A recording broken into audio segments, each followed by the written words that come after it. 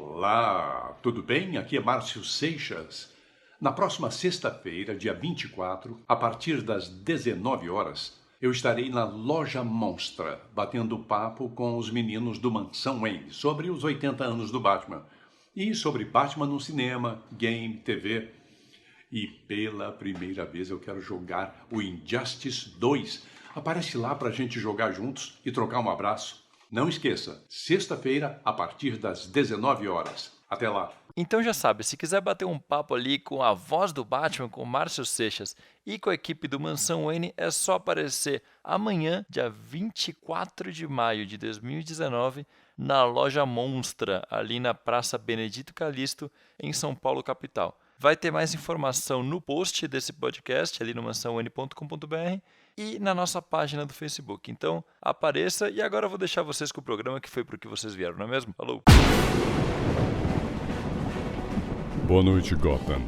Bem-vindos ao Mansão Wayne, o podcast que fala sobre o que mais importa.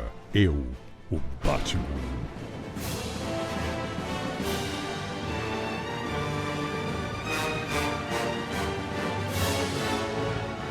Boa noite, Gotham. Estamos começando mais um podcast Mansão Wayne, o podcast que fala sobre o que mais importa. E hoje a gente vai falar de uma saga polêmica do que mais importa, né? A saga Silêncio. E para falar dessa saga a gente trouxe um convidado ali do canal Dois Quadrinhos, nosso amigo Vinícius. Tudo bom, Vinícius? Tudo bem, Carlos. Quero dizer que é uma honra estar aqui. Olha aí, Mansão Wayne, meu segundo Mansão Wayne, então eu já não sou mais virgem aqui, né? Mas enfim, valeu. Vamos lá, vamos falar de uma das piores histórias do Batman, né? Certo? É isso aí. Exato. Hoje a gente vai arrumar hater pra cacete. Não que a gente nunca tenha falado mal dessa saga, inclusive acho que o último programa a gente falou bastante mal. Né? Mas, continuando aqui apresentando a bancada, a enciclopédia viva dos quadrinhos que a gente fez reler uma das suas obras preferidas, que é Silêncio, Leonardo Vicente, ou Bud. Boa noite, hoje a gente vai falar do que não importa. O maior fã de Jeff Loeb do Pará, Roberto II. Eu queria dizer que Batman Silêncio não só é uma das piores histórias do Batman, como é uma das piores coisas que eu já li na vida. É aquela coisa, né? Melhor do que ser cego. Olha, eu tenho minhas dúvidas. Como o pessoal fala assim, às vezes saber ler tem um preço muito caro. É só entrar em qualquer grupo de Facebook que você percebe isso, cara. E meu co-apresentador, André Panceira.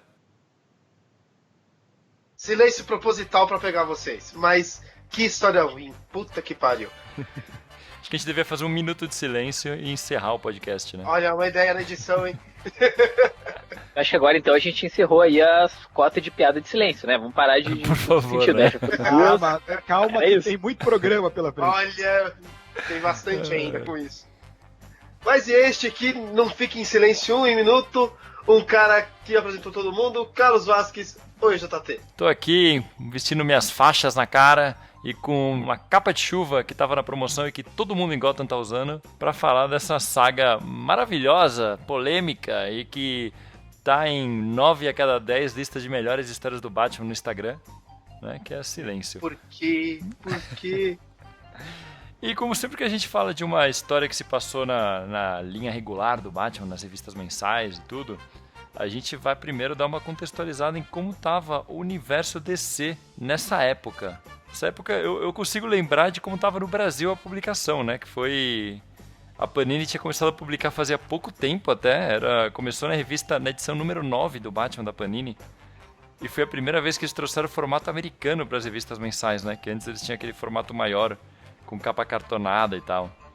É que eles até apressaram a publicação do Batman Assassino e Fugitivo, que é em especiais, para poder justamente Silêncio estrear junto com o formato americano. Exatamente.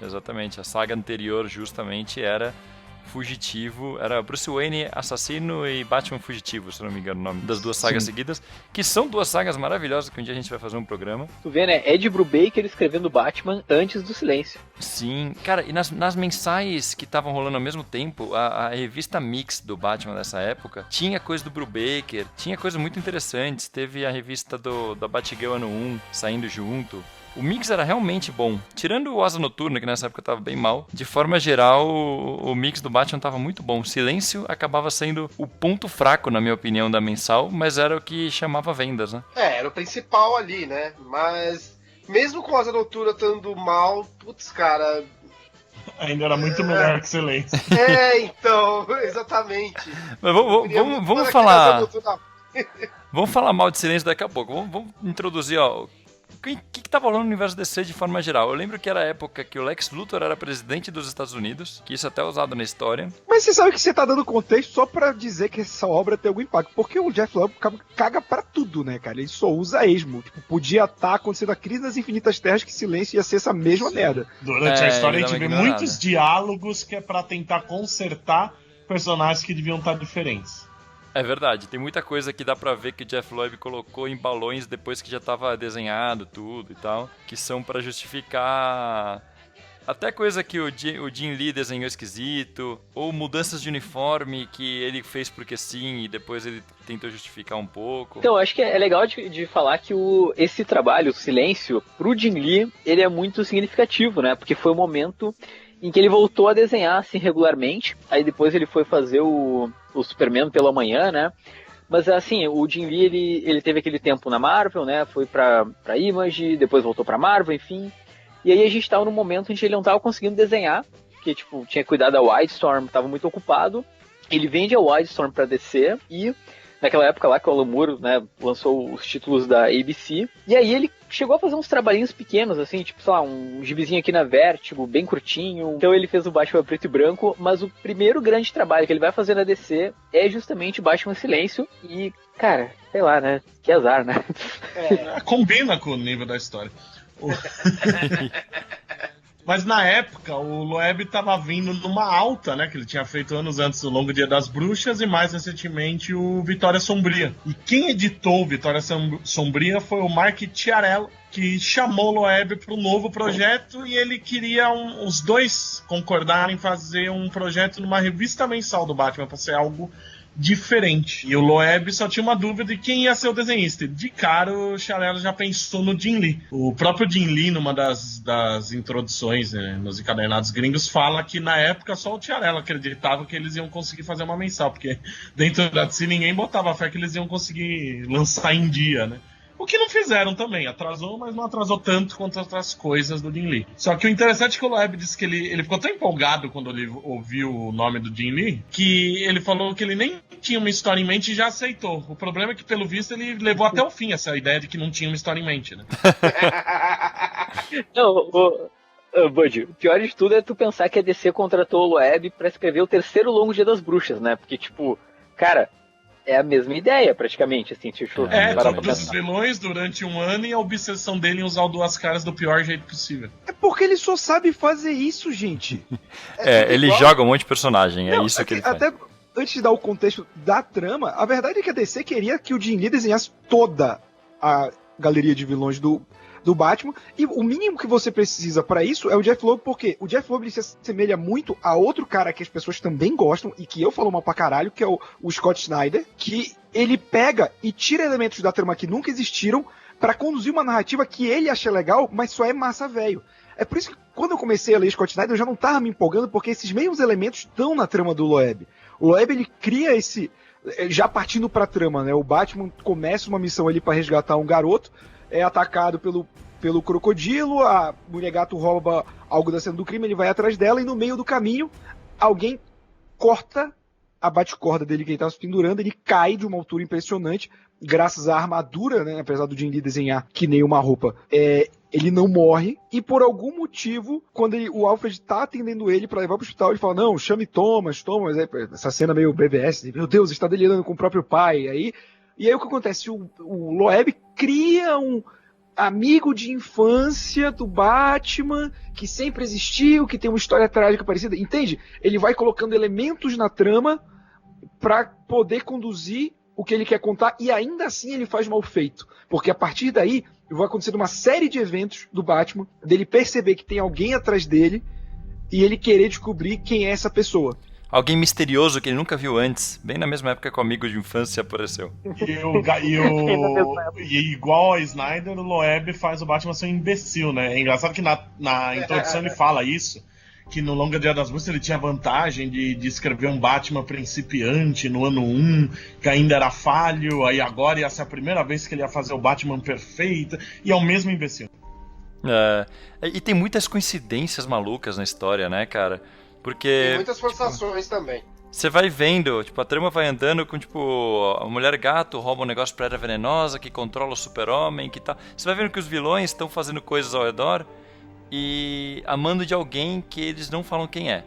E aí aparece, de vez em quando, o maluco, que é o que a gente descobre que é o Silêncio, né, que é o nome do vilão, que tá com um sobretudo gigante e a cara toda enfaixada, tipo uma múmia. Depende do momento que aparece, porque durante a trama inteira aparecem 3 a 4 pessoas com o mesmo indumentário e o mesmo porte, que Sim. no final da história você vai descobrir que são 4 pessoas diferentes. Exato. Mas o Silêncio, o Harvey Dent, o Harold, o Comissário Gordon, o Jason Todd, o cara de barro disfarçado de Jason Todd, acho que é só. São pelo menos 6. Daqui a pouco a gente chega e no o cara de Charada? barro, porque essa parada de Jason Todd é complicada. Mas eu queria dizer que, assim, uma das coisas que acontece na trama é que Aliás, spoilers, mas acho que ninguém precisa ligar pra spoiler de Silêncio. Não é spoiler, não. Né? E aparece o Duas Caras com a mesma faixa e o mesmo sobretudo por coincidência, porque ele fez uma operação e ele não queria mostrar pra todo mundo que ele tinha feito a operação e ele se revela pro Coringa tirando a faixa. E isso não tem nenhuma relação com o Silêncio, é coincidência que eles estão usando a mesma roupa com a mesma faixa na cara. Na verdade, não é sim, né? Mas é que é tão mal explorado que... Sim, então é muito mal feito. Não, gente, o Crocodilo, quando ele tá preso, antes dele fugir, ele também tá usando o sobretudo. O Crocodilo merece um capítulo à parte, que na história eles inventam que ele tá sofrendo uma mutação, mas fica muito claro que o problema é que o Jim Lee não sabe desenhar o Crocodilo, então ele vira uma mistura do lagarto da Marvel, principalmente por causa do jaleco, com um demonita das histórias dos Wildcats do Jim Lee, né? Aquele demônio que cada quadrinho ele tá com um rosto diferente. Exatamente. Ele é meio... A gente tava até falando antes, o André comentou que o Crocodilo não é que ele parece que tá esquisito, é que ele parece o Ajax quando ele tá numa forma meio marciana, meio deformada, né?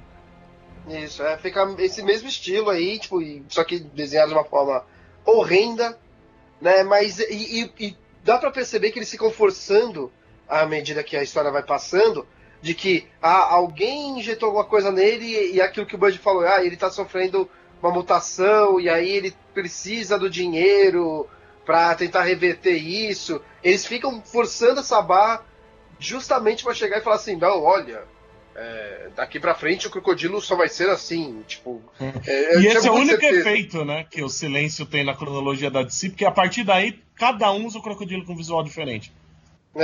Não, então, uma coisa que eu não lembrava, nas últimas histórias, eles falam que o Crocodilo já está voltando ao seu estado natural. Só comenta por alto, assim. Porque ele parou de ser injetado, seja lá o que for.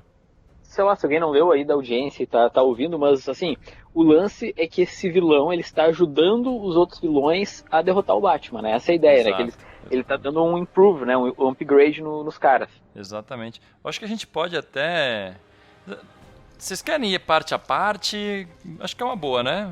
Sem precisar entrar em detalhe demais da trama. Não, vamos de parte a parte, né? mesmo. O problema disso, e até quem acompanha o Mansão Wayne sabe da famigerada resenha em texto de Silêncio, que eu prometo há 2 anos e nunca fiz, quando eu parei pra reler, eu peguei as mensagens para reler, é que ela, assim, se a gente for falar estruturalmente, ela é muito simples.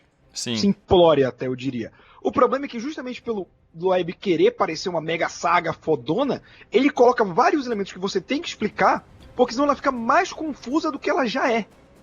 Porque ele não se dá o trabalho de explicar muita coisa. Eu vou te falar que olhando aqui, eu tô com as edições na mão. Se tu elogiar, eu saio dessa porra desse podcast, hein? Não vou. Eu vou. Já que você tá falando de elogiar, eu vou falar uma coisa aqui.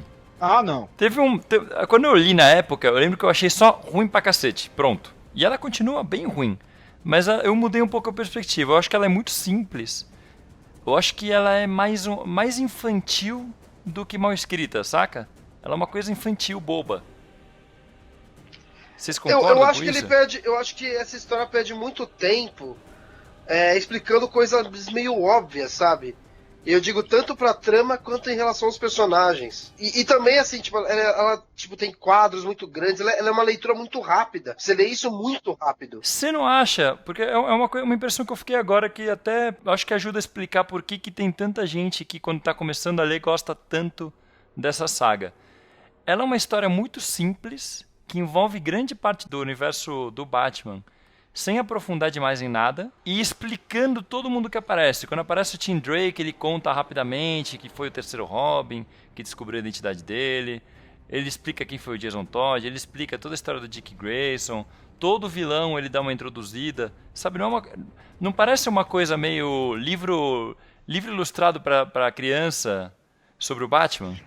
Parece isso, mas mal feito. Relendo hoje, antes do podcast, ele explica justamente os personagens que têm menos importância para a história, e muitos dos que têm importância é passado por cima. O Duas Caras, por exemplo, que tem uma reviravolta tal, é um que ele não explica.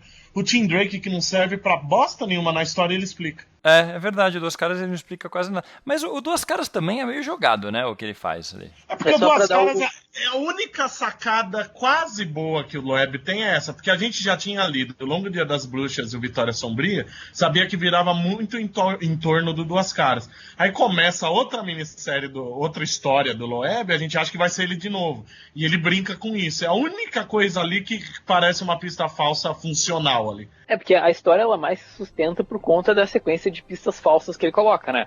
É o jeito dele de não deixar tão óbvio que o melhor amigo do Bruce era o cara, né? Era o único jeito.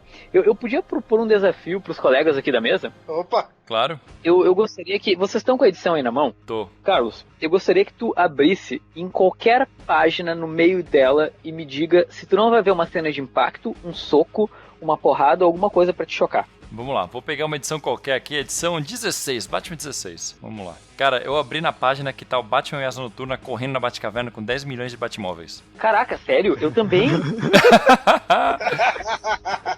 Coisa do demônio. Não, não tô brincando, gente. Pra parar da coincidência, eu tô rolando aqui no meio digital, totalmente legal, caso a Polícia Federal esteja escutando este podcast, mas é na cena em que a Mulher Gato deixa ele, depois do Jim Lee repetir o mesmo quadro de beijo por 20 milhões de quadros, e é uma página inteira do Batman segurando a capa de uma pose heróica com a fala Catwoman. Então... Pra mim, aqui eu parei na página que a Amanda Waller aponta o dedo na cara do Batman. Léo? Eu não estou com edição aqui. Até eu abrir vai demorar muito aqui. Então a inventa. internet não ajuda. Então, cara, isso me deixa um pouco irritado às vezes no desenho do Jim Lee, cara. Ele parece um Michael Bay. É bizarro. Tipo, os caras podem estar tomando café da manhã, tranquilo, de boa, que tem um zoom 360, a câmera vai estar num ângulo... É uma voadora, né? Porque é o golpe que 80% das vezes é uma voadora. Não, mas até o comissário Gordon, ele dorme numa pose com os músculos contraídos, mostrando seu físico escultural. Então, isso é uma... Eu não sei se vocês têm problema com isso, mas se tem um negócio que me incomoda um pouco no gibi, é esse lance do Jim Lee, dele desenhar tudo ultra mega power, sabe? Então. Acho que não é novidade pra ninguém aqui que a gente não gosta muito do Jim Lee. Tipo, a gente entende a importância dele pros quadrinhos americanos e tal, mas ele desenha todo mundo igual, ele tem um... Eu não entendo, não. Até o Rob Liefeld tem, né? Sim, eles têm mais ou menos a mesma importância, inclusive. O cara é significativo, né? Não, ele é. Mas a frase do Vinícius podia parar e... O que me incomoda é o Jim Lee. Mas, vou falar que tem uma cena que eu acho que eu até gosto ali, que é naquela quando eles... Eu vou adiantar um pouquinho o papo, que tá mostrando o Bruce e o Thomas, eles em Metrópolis, tá nevando, e aí eles veem o Lanterna Verde. Eu acho essa parte legal. Parece desenhado com Copic, né? Que parece aquarela, assim, até que não são tão feias, elas são legais. Então, essa daí tá legal. E essa é legal porque a gente, como fã, gosta de ver esse universo de todo herói junto em diversos pontos e ver que a Sociedade de Justiça inspira os heróis e tal, mas ainda é piegas para caralho. Não, a história toda é muito piegas. Se a gente for chatinho, a gente pode dizer que até uma época que não tinha sociedade não era pro Alan tá ali, mas tudo bem. Não, mas aí é problema mental teu, né? Vamos mas fazer o seguinte. Alan Scott merece estar em todo lugar. Vamos parte a parte. Só olhando a capa eu já consigo lembrar o que acontece em cada edição. Então... Ô Carlos, quem é o vilão? Que é uma merda. Posso fazer uma sugestão aqui pra mesa? Claro, por favor. Eu acho que a gente pode já passar os pontos principais da trama pra, explicar o que acontece, mesmo até o final, contando o que acontece e aí destrinchando, porque tem muitas coisas, como a gente falou, que não fazem sentido e poderiam não estar ali pra trama. Então a trama principal, como a gente falou, ele sofre um acidente. Ele sofre um acidente, E aí chama esse amigo dele, ele volta a ter contato com esse amigo dele de infância, vai tendo os flashbacks e tal. Nesse meio tempo em que vai tendo alguém querendo matar ele, ajudando os outros vilões, o Duas Caras voltando, e aí o que acontece? Esse amigo dele morre, morto pelo Coringa. O Duas Caras atira no Coringa, é nessa cena que o Duas Caras atira no Coringa, né? E aí pensa ele que só ele... pega o Coringa, ele não atira no Coringa. Ele só bate pra caralho. Cadeia, que é uma cena também totalmente sem sentido. Mas assim, e aí você vai achando que é o Duas Caras, aí não é. Aí de repente vai aparecer o Jason Todd, que não é o Jason Todd, mas a gente vai explicar isso mais adiante, pra no final das contas, o grande vilão ser o Charada. E mais ou menos também, né? Então, como a história é construída, o Charada é o grande vilão. Mas é tão cagado que a gente, tipo, tem que dar esse panorama geral, porque quando a gente vai falando das coisas sem sentido, às vezes quem tá ouvindo pode se perder. Talvez na possibilidade de quem esteja nos ouvindo seja um abençoado que nunca teve o desprazer de ler essa história. E sabe esse negócio de ir até o final? Quando chega até o final, se você se você tá lendo no computador em vez do gibi, né? Você não vê que tá chegando perto do fim. Você não percebe que é o final. Só é o final porque é a 12ª edição. Não tem jeito nenhum de clímax. De repente acaba. É, exatamente isso. Todo isso que o Roberto falou, do charada e tudo mais, você descobre, tipo, em 2, 3 páginas no máximo, assim. É muito rápido, tá ligado? Tipo, caralho, velho. Tudo isso pra essa merda aqui? E é por isso que a gente tem que destrinchar, porque o que acontece? São 12 edições. Porra, 12 edições é coisa pra caramba, cara. E uma história curta da Wizard ainda. Exato. E, tipo, o ideal seria que você ir desenvolvendo a trama ao longo das 12 edições e com os pequenos conflitos. Silêncio se preocupa em resolver os conflitos criados a cada edição pra no final das contas dizer, isso tudo fazia parte disso aqui. E não casa. Acho que esse é o principal problema. Quando a gente falou, nessa que a gente falou dele se machucar e tal, e chamar um amigo, já foram as 2 primeiras edições, sabe? É um negócio mega simples. É bem... Daria pra contar isso em 4 edições tranquilamente, com folga. Sim. Tira metade dos vilões, que não precisa deles pra nada. Tira o Superman. Tipo, a Era Venenosa, Superman, cara, um monte de personagem. A Caçadora é a mais inútil, eu não entendi. Eu não entendi pra que ele precisava dela, porque precisava de alguém pra resgatar ele quando acho que é quando estouram o pneu do Batmóvel, né? Não, é quando ele cai. Qualquer um dos aliados ia lá, não precisava da Caçadora lá, caralho. Sabe o que é, cara? Você lembra quando a gente entrevistou o Carlos Pacheco, que ele falou como que é trabalhar com o Loeb? Ele pergunta, quem você quer desenhar? Ele chega pro desenhista e fala, que personagem que você quer desenhar? E aí o desenhista fala que ele gosta mais de desenhar. Eu não duvido nada que o Jim Lee tenha falado pra colocar a Caçadora. Então, eu acho que ainda é uma questão de, tipo, alguém diz pro Jim Lee, você pode desenhar toda a porra do Bativerso e a gente arranja alguém pra escrever. E aí arranjaram o Loeb, cara. Só que o que acontece? Como a gente falou, o Loeb parece que escreveu coisa depois que já tava desenhado. Eu acho que, na verdade, foram os editores falando, ok, talvez a gente tenha dado liberdade demais pra essa porra aqui, e a gente vai ter que corrigir certas coisas. Até uma pressão da editora, porque é o novo uniforme da Caçadora. Acho que pediram pro Jim Lee fazer um novo uniforme e puseram lá, e aí no contexto da história nada faz sentido, porque ela não precisava estar ali, ela é manipulada pelos vilões, que menos faz sentido, porque ela veio, o Dr. Tommy Elliot lá, foi como um cidadão preocupado e rico financiar a Caçadora. Vocês esqueceram que ela já é rica, né? É verdade. Não, gente, mas a gente tem que levar em consideração uma coisa importante que estava acontecendo na época, que justifica também muito do editorial da DC cagar, que o gibi tava vendendo pra caralho, né? Então, tipo, sim, cara, tanto faz aí, deixa Jim Lee, estrelas, Loeb, vendas, dinheiro e... Sim, vendeu pra cacete isso.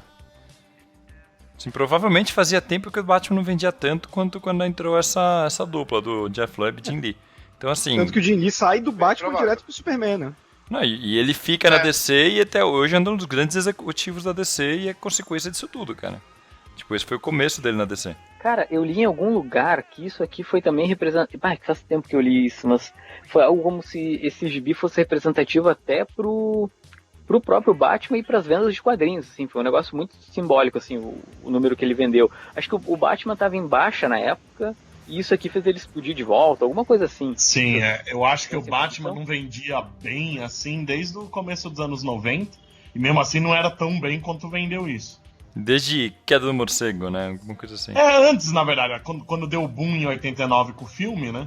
Sim. Tudo que era do Batman vendia porque era do Batman, aí... Mas mesmo assim, acho que não vendeu tanto quanto esse. Eu lembro que na época demorou um tempo pra ter outro gibi que tivesse o mesmo número de vendas que ele.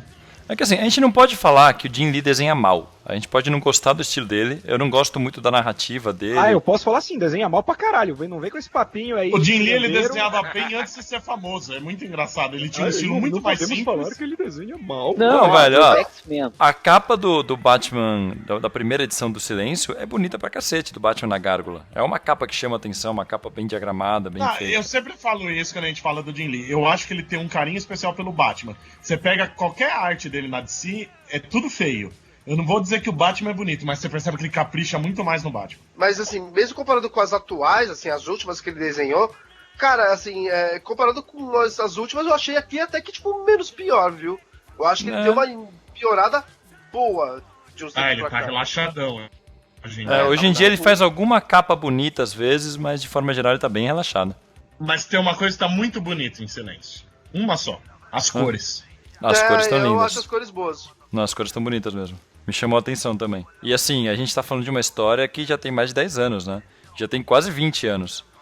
Já tem quase 20. E Exato. as cores continuam boas, então isso é realmente um mérito foda, assim. Eu queria comentar que eu tô vendo as vendas da época, né?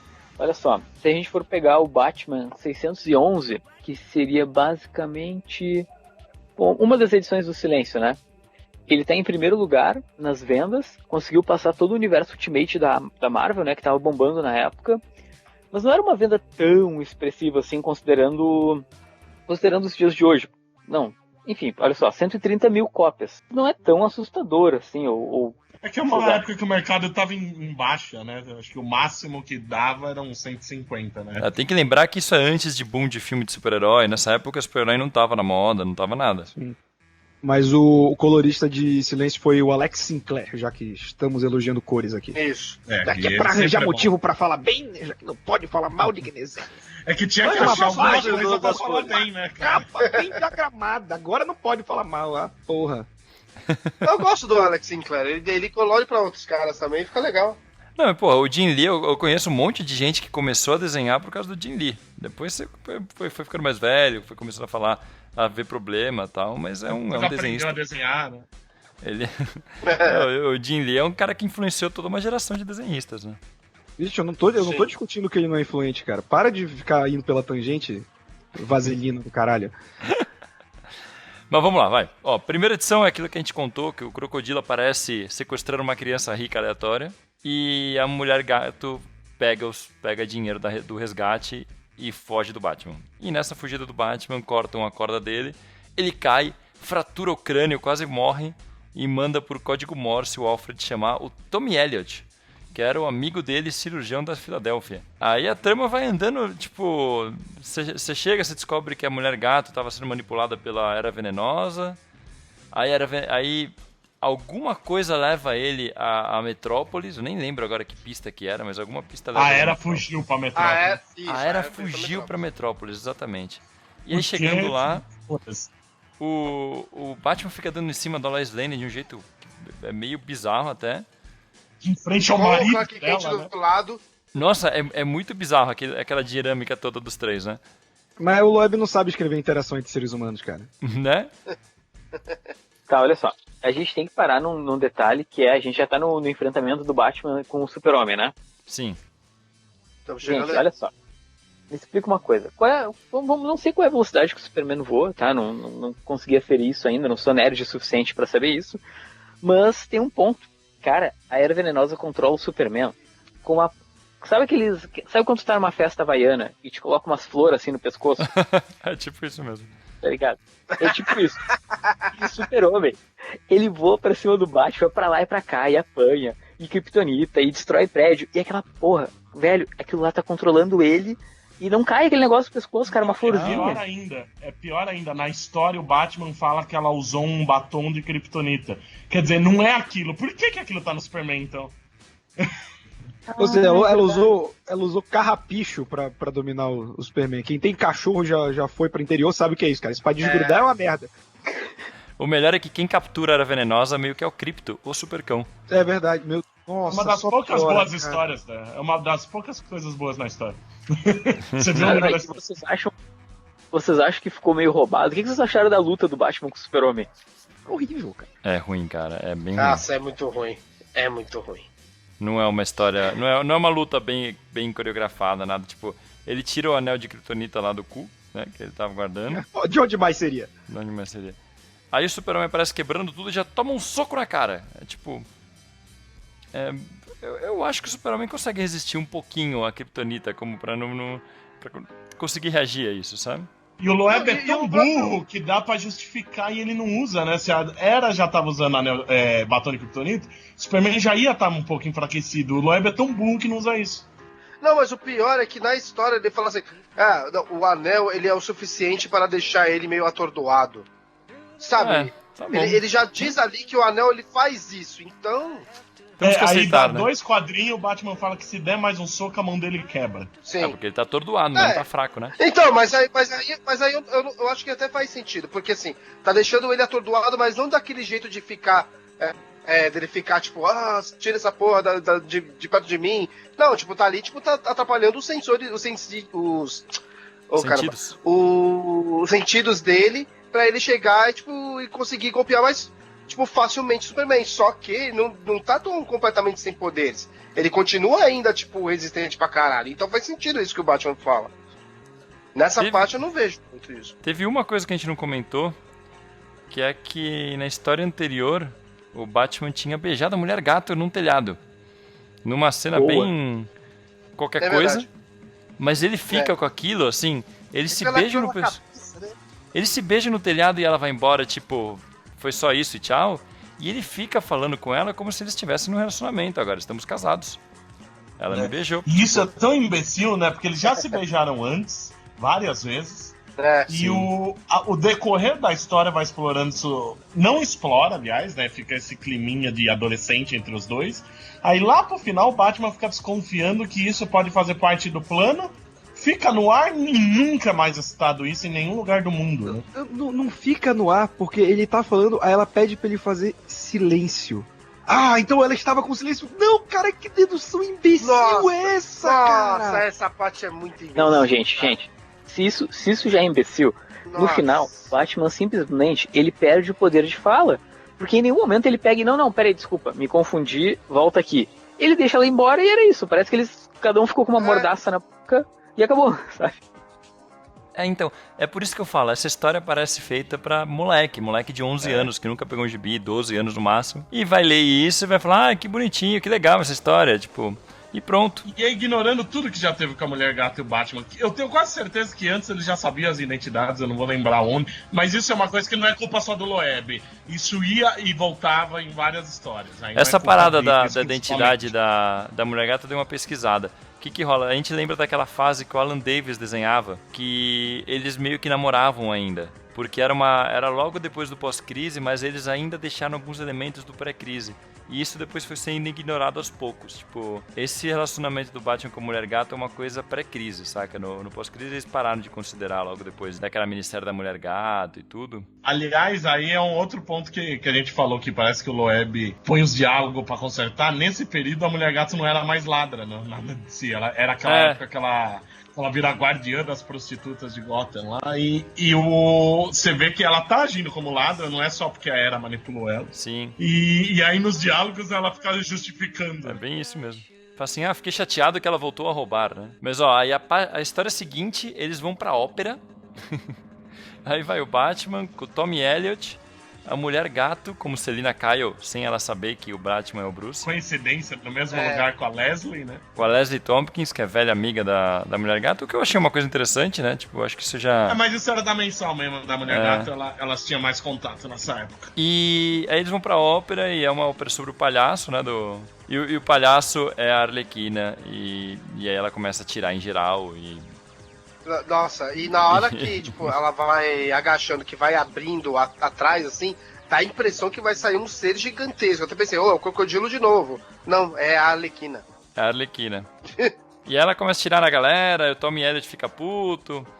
E aí aí eles vão atrás, Tommy Lee Jones sai correndo num beco, e quando o Batman chega, tá o Tommy Lee Jones morto, com o Coringa mais feio que eu já vi na minha vida em cima Pinóquio, dele. né? É, parece. É o Pinóquio, que é uma napa gigante, o Coringa do Jim Lee. E a Arlequina é outro erro, né? Que o Batman até cita, ele fala em algum quadrinho, não sei se é nessa edição ou na próxima, que ele fala, ela andava agindo em Metrópolis, ela tava ficando próxima da Era. Então, nessa época ela era uma anti-heroína, ela não era mais lá, quase nunca, né? E ela já tinha deixado o Coringa pra trás, já, no Loeb então. Voltou atrás bastante mesmo. Eu acho que a gente tem que parar nessa parte do Coringa, porque, cara, essa assim, tem uma cena que pra mim valeu o gibi, e agora vocês vão me crucificar, mas isso aqui eu achei muito tri, cara.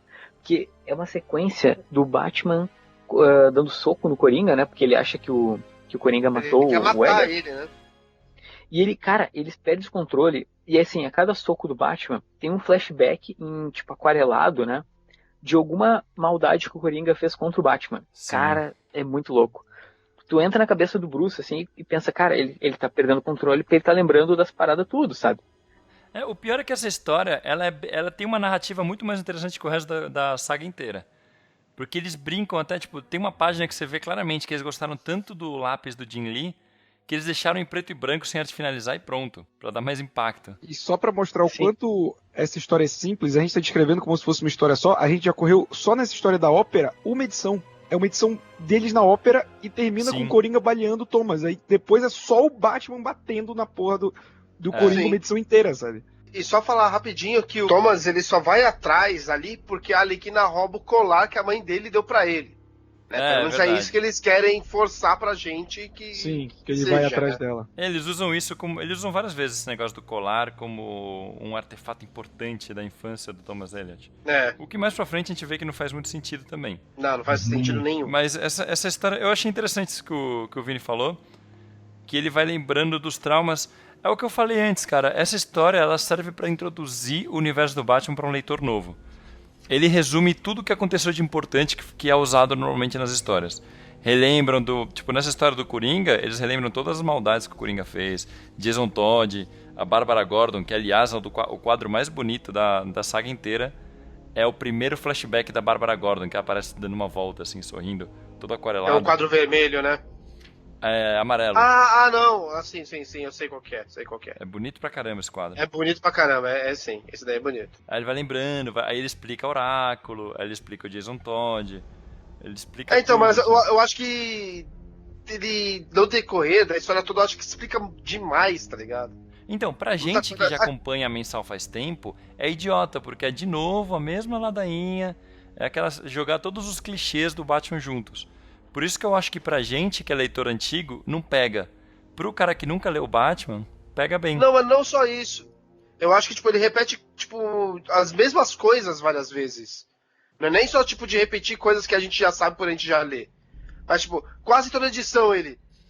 Thomas Elliot, meu amigo de infância, que conheceu meus pais. Parece tira de jornal, né? Que... Cara, toda vez fala isso. Mas é bem didática a história, é bem explicando tudo 1000 vezes, pra você entender. E aí ele joga todas as coisas que os leitores sempre querem ver, tipo, ele decidindo que ele tem que matar o Coringa, tipo, eu imagino um moleque de 12 anos que tá pegando de mim falando, meu Deus, aí sim, esse que é o Batman que eu quero ver. Finalmente ele tá fazendo o que ele devia ter feito desde o começo, sabe? Então Snygod. Então, é bem massa velha, assim, sabe? É bem... Você vê que a intenção claramente é essa, sabe? E aí o comissário... Eu achei interessante como o jeito que o comissário Gordon aparece, que ele não era comissário mais nessa época, né? Era a época que ele estava aposentado. Que ele chega basicamente... Essa é uma falha do Loeb, né? Que ele fala que não é mais policial, mas, porra, ele tá na cena do crime. Tá na cara que o Loeb não sabia e te puseram nos diálogos. Pode ser isso mesmo, viu? Porque o Gordon aparece várias vezes... Mais pra frente, eu acho que ele até deve ter se ligado, mas nessa primeira aparição é esquisito. E um detalhe só, tipo, de toda a treta, né, que tá tendo com o Coringa, que ele tá batendo no Coringa, é que o Coringa, ele tá toda hora, para, tipo, não fui eu. E o Batman tá tão louco ali que ele não escuta nada, mas você já vê ali, tipo, tá meio que na cara que não é porque o Coringa tava tentando fazer ele parar de bater nele. Não, tipo, parece que não é o Coringa mesmo que fez isso. É meio na cara a coisa ali.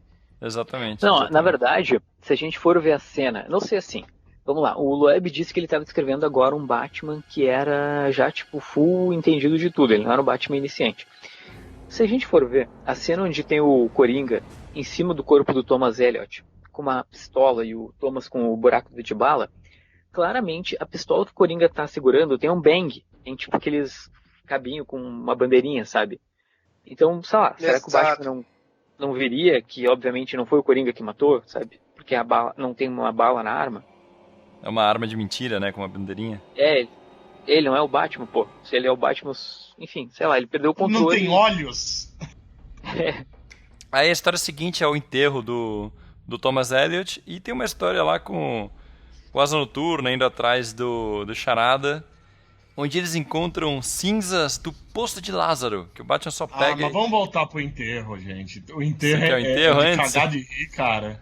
Fala. Porque o Alfred e a Leslie estarem lá, que conhecem o Tommy, beleza. O que o Tim, o Dick e o Lúcio estão no enterro do Tommy? O que o Lúcio, principalmente, né? Porque o Tim Dick pode falar que são nem tinha filhos aparecido na dele. história, né? Não, Acho que o Dick e o Tim é porque, tipo, estão ali, é o Bruce e tal, vão apoiar. A Acho que gente foi não uma coisa morava assim. nem em Gotham na época. Não faz sentido eles estarem ali, cara. É que nem eu, que sou um grande amigo seu, algum conhecido seu morre, eu vou no enterro. Não, se for um parente seu, que eu não conheça, faz sentido. Não é um amigo seu, eu não vou lá. Então, dá pra seguir a ideia do Dick ser filho do Bruce. E aí achou que era importante estar do lado do pai então. no enterro do amigo Não, dele. gente. Eu acho justificável. Mas o Lúcio e a Celina não dá. Não, o Lúcio e a Gente, Celina estão jogados. só- Fala aí, Vini. eles estarem no enterro, eu não acho um problema. O problema é eles estarem tristes, assim, tipo, como se tivessem, tipo, sabe, conheço há muitos anos, tal, amigo meu e faleceu, né? Não, mas o Tim é o que me representa. Ele tá... Ô, Dick, você já tinha ouvido o Bruce falar desse cara antes? Tipo, tá todo mundo com a cabeça baixada e tal, e o Tim com uma cara de desconfiada de que porra é essa aqui. Ele tá com cara de puto. Ele tá com cara de velho, por que a gente tá nessa porra? Esse cara nunca tinha aparecido na vida. Mas uma coisa que eu não entendi, mas eu não sei se é alguma coisa americana ou não, ou eu nunca reparei. Por que todos estão com luvas brancas? Ah, eu acho que a roupa... Deve ser alguma tradição. Não sei Né? te Tipo, dizer. se morre é tudo preto e luva branca? Não sabia que tinha isso. Então, não pode ter sido à toa, sabe? Não sei nem porque tá de luva. Pra mim não Tá faz sentido chovendo, nenhum, não quer sabe? molhar a mãozinha. Todos os homens estão de luva branca e as mulheres estão sem luva. Eu acho que não é coincidência, não. Deve existir alguma tradição aí que a gente não conhece. Mas aí o enterro, né? O enterro Curiosamente, ele acaba. desculpa interromper, mas eu joguei White Gloves Funeral no Google e tem vendendo White Gloves for Funeral, ou seja, Existe essa tem tradição. Né? traduçãozinha aí, luvas brancas para funeral. Caralho, Inclusive, que o mob. Roberto comprou, inclusive. Quando vou matar o Loeb e o Jim Lee, né? Eu vou pro enterro dele. O assassino da luva branca. Então, aí eles vão atrás do Charada, eles descobrem um pó de Poço de Lázaro, né? Porque o Charada claramente também está sendo manipulado e tal. E nessa mesma história aparece o cara misterioso que estava aparecendo enfaixado, revelando pro Coringa que ele é o Duas Caras. Então, tipo, a partir desse momento, a história inteira dá a entender que o Silêncio é o Duas Caras. É o Harvey Dent, né? Que ele É o está Harvey curado. Dent, que ele tá curado. E eles fazem uma cena que é pra ser uma referência a Cavaleiro das Trevas, né? Ele tirando a faixa e tal. Mesmo ângulo de costas e tudo. Só que ele é todo bombadão, porque é o Jim Lee desenhando. E na mesma página, o Batman revelando a identidade pra Mulher Gato. E ela fica, Bruce e tal. E aí eles se beijam e ele fala que ele deveria fazer a barba. Mas eu ia achar engraçado que, tipo, daí o Batman e a Mulher Gato se beijam e o Coringa e o Harvey Dent também, tá? Então, é meio um paralelo meio maluco. Né? E aí, na história seguinte, como eles encontraram no Poço de Lázaro, o Batman vai atrás do Ra's al Ghul. Mas antes, Que tem tem toda aquela uma capa trama. trevosa. Uma capa referência a Neil Adams, pô. O Batman com a toda espada pra lutar trevosa. com o Ra's al Ghul. E tem uma história, tem um começo meio maluco, que é anos 90 total, que é o Batman invadindo um avião, com o Oráculo falando pra ele não fazer isso. Ele invade o avião da LexCorp, que é um plágio de um avião da Unitech, porque ele vai pegar a Thalia, que na época era a diretora das empresas do Lex Luthor, da LexCorp. Ela era a presidente da LexCorp. Porque, segundo o Lex Luthor, ele ser presidente fazia que ele não pudesse, ao mesmo tempo, dirigir uma mega corporação Mas é por lei. Ninguém por lei avisou não o pode. Trump disso. Então, É, isso o que eu ia falar. Trump E o foi o Trump? que se recusou. O Trump se recusou e pronto? Não, o Trump não é que se recusou, ele deixou na mão do filho, que seria ilegal também, porque você pode ter inside information sendo presidente, mas que ele jurou perante o Congresso que isso não aconteceria. Claro que não. Puta merda. Então quer dizer tá que o Lex Luthor ele tem uma ética muito mais forte que o Donald Trump. É, Sim. Tá bom. Tipo, inclusive mostra algumas discussões dele falando que ele não pode se envolver na LexCorp durante a história. sim. E, pô, cara, e essa cena aí, sério, o primeiro quadro, eu até achei, tipo, caralho, será que tem algum. Pegaram algum fio-in aqui pro Jim Lee? Porque, tipo, eu falei, mano, essa cidade aqui, tipo, não tem nada a ver. Aí quando vai aproximando e vai mostrando os personagens, você não, é o Jim Lee. Aí a cidade ali tá muito escrota ali no fundo, ela tá muito bizarra. Ela tá só um rabisquinho, né? Nossa, ela tá um cocô. Jogou um cocô ali, fez uns espetos e luz e virou a cidade. Sabe o que que é? É aquela metrópolis que tava com a tecnologia do Brainiac, lembra? É nessa época? É nessa época. Sempre que aparece Metrópolis, tanto que na história que eles vão pra Metrópolis antes, que ele enfrenta o Superman, você vê que a cidade é toda futurista no fundo. E o globo do planeta diário é um holograma. Que Sim. O Bruce fala isso. Eles têm algum momento que quando ele encontra o Tom em Metrópolis, o tempo passa rápido, ele fala, aqui pra Metrópolis mais ainda, né? É verdade, então verdade. Tem umas horas que eles estão tipo no carro e tal, mostra a cidade no fundo. E é bem por aí. Mas aí ele pega a Talia Al Ghul, que na época eles estavam chamando de Talia Head, que é a cabeça, que é Al Ghul. Uhum. Mas só um outro detalhe dessa cena, porque é foda, porque ele já vai falando assim, tipo, não, quando você tenta algo como Bruce Wayne, então você tem que fazer como Batman mesmo, e é a única maneira de se fazer. Tipo, ele rapta praticamente um avião, tipo, rapta a dona de uma empresa, e a única forma necessária para ele fazer isso... Então, ele quer pegar ela porque ele vai falar com... Ele quer meio que... Ele deixa a Talia meio de refém pra encontrar o Ra's al Ghul. Ele dá desculpa que é o único momento que ela tá desprotegida, seria ali. Que ia pegar ela de surpresa e sem muita segurança. Mas ainda assim, não precisava de tudo isso, né?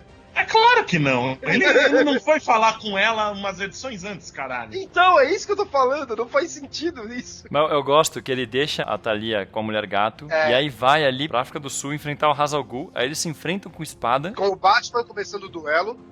E aí ao mesmo tempo, a Mulher Gato e a Talia estão conversando num prédio que chega a Lady Shiva, de repente. Nossa, mano. Pra pegar, pra resgatar a Talia, teoricamente, né? A gente entende isso. Sim. E enquanto o Batman tá lá e o Batman tipo, mata o Ra's al Ghul praticamente, esfaqueia, enfia a espada no peito dele, na barriga dele, e tipo dá aquela de... E aí? E aí vem outra forçada. Aí vem outra forçada de barra que é... Ele fica lembrando dele conversando com o Elliot quando criança e fala assim, pense como seu adversário. E aí, tipo, ele chega e faz isso. Exatamente. E aí ele descobre que alguém pegou um poço de Lázaro pra ressuscitar. Tipo, quem que você acha que poderia precisar de um poço de Lázaro pra ressuscitar? Todo mundo. Então, ele fica nessa, tipo, porra, o que aconteceu, né? E enquanto isso, a Mulher Gato e a Letiva estão lá brigando e... Quando eles terminam de brigar, aparece o Batman. Chega lá na cena da batalha, que não faz sentido nenhum, porque a Talia derrota a Lady Shiva, depois da Lady Shiva ter derrotado a Mulher Gato, pega ela, dá uma cadeirada nas costas dela. Com uma cadeirada, né? No melhor estilo Roberto II. É só a maior assassina do mundo e você dá uma cadeirada nela no colo. E 2 páginas atrás ela fala pro Mulher Gato, você não vai conseguir derrotar ela. Ela é a mais mortal das assassinas de meu pai. E ela não percebe você levantando uma cadeira pra dar nela, sua filha da puta.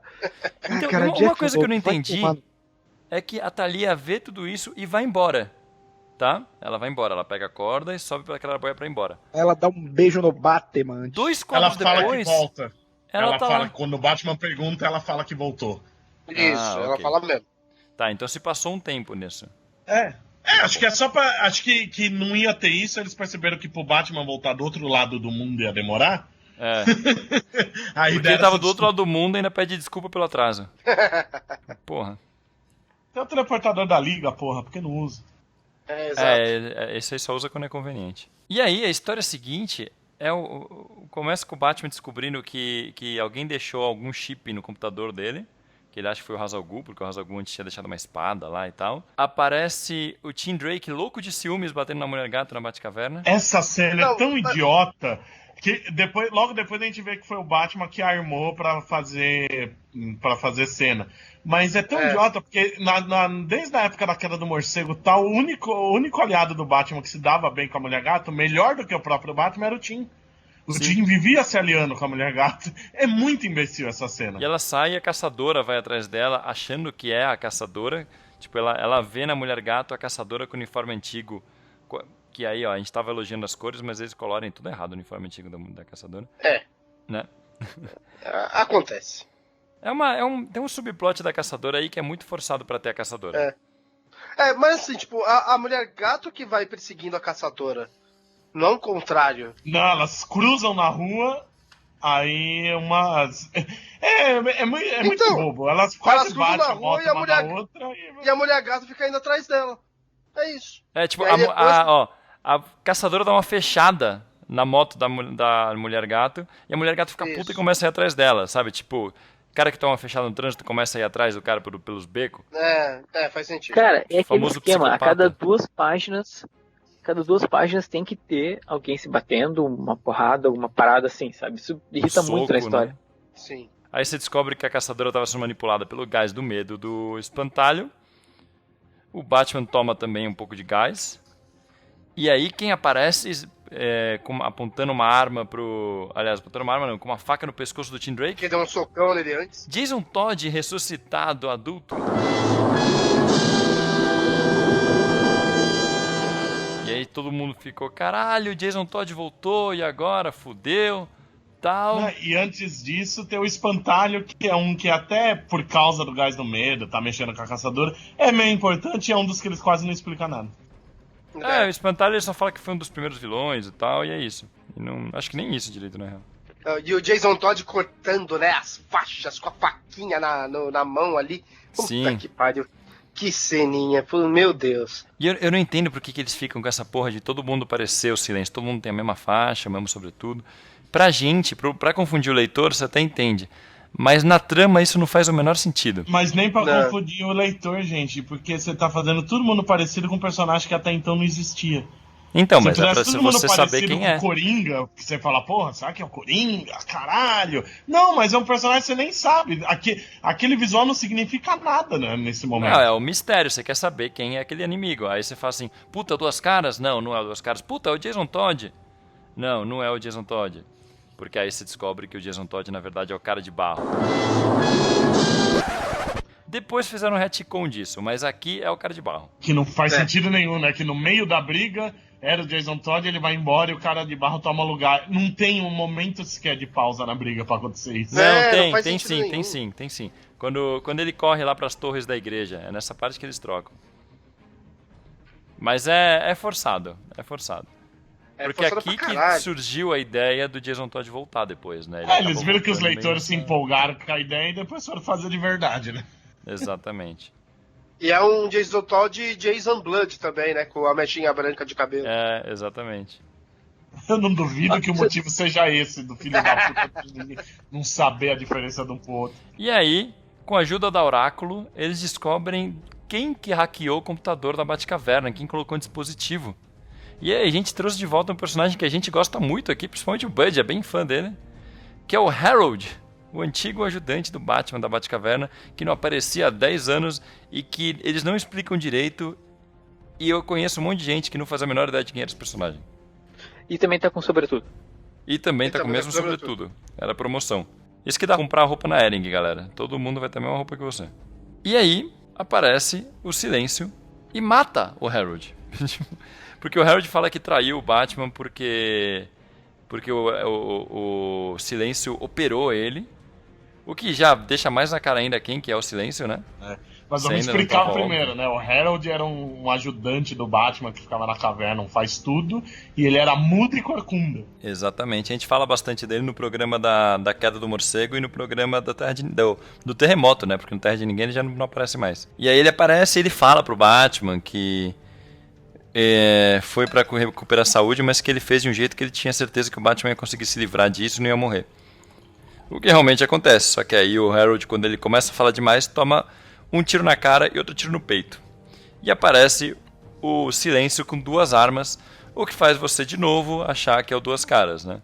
Pelo menos agora quando eu tava lendo de novo, fiquei tentando pensar como seria se fosse a primeira vez que eu lesse e não tivesse sacado que era o Thomas Elliot. E o Batman até pensa que é o pistoleiro, né? Ele fica Nossa, isso imaginando. é uma forçação. Também achei. E aí, cara, você vê que a gente tava falando que é uma história longa, que se passa rápido, aí a gente já chegou na última edição, que é o Batman 20. E é aqui no muito do Brasil. nada que chega no fim da história, né? Mas Parece que eu tá falei, continuando cara. as pistas falsas e de repente acaba.